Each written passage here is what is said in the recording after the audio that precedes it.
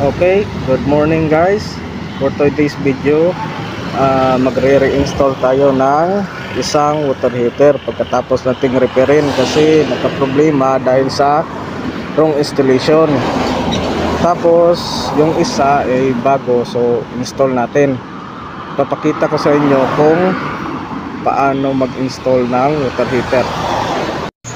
So ngayon guys, magsisimula na tayong magbutas para sa water heater.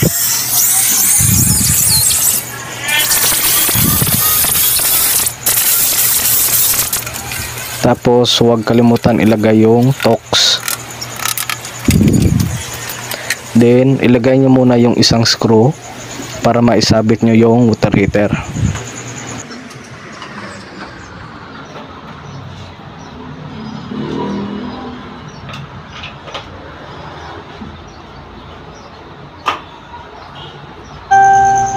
So yun guys, pagkatapos natin ikabit yung water heater, proceed tayo sa wirings.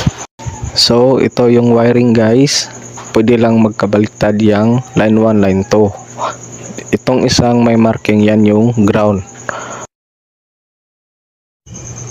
Ito guys, ituturo ko sa inyo yung connection ng hot water at cold water. Itong inlet, yan yung water supply. Yung outlet, yan yung papuntang rain shower.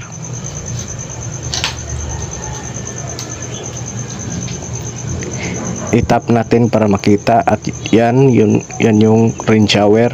Naka-elbow lang yan dyan. So pag nag-open yung valve, diretso lang yung tubig.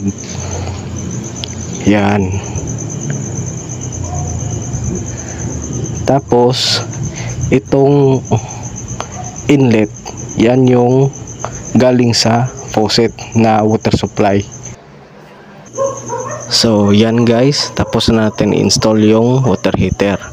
Nakatap na yung wiring at saka yung outlet ng hot water. Ibalik na lang natin yung cover kasi yung customer na daw ang bahala sa water supply.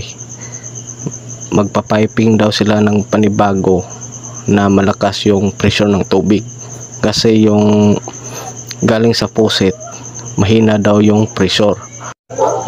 Kaunting ikot ng wire pangdagdag ng talent fee.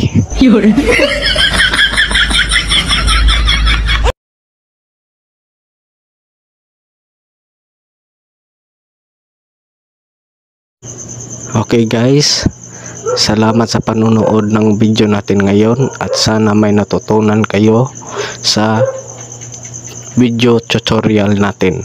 Salamat.